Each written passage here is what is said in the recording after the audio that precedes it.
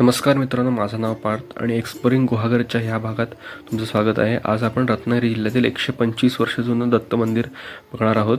हे दत्त मंदिर गुहागर वरचावट भंडारवाडा येथे स्थित आहे।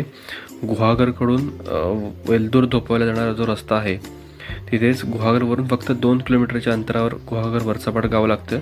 त्या गावातून एक छोटा रस्ता डोंगराकडे जातो आणि त्या डोंगराच्या पायथ्याशीच हे मंदिर आहे। या मंदिरात दत्तगुरूंची एक सुंदर मूर्ती आहे।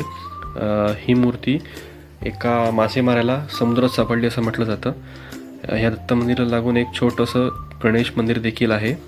त्याचबरोबर इथे कलावती आई, काळभैरव, दत्तधुना याची पूजाही केली जाते। त्याचबरोबर इथे उंबर आणि वडाची पूजा केली जाते। दत्त मंदिराला लागूनच एक सुंदर तळे देखील आहे। त्या तळ्यात पावसाळ्यात खूप सारं पाणी साचतं। आणि अशाच नवनवीन कंटेंटसाठी मला फॉलो आणि सबस्क्राईब करा। धन्यवाद।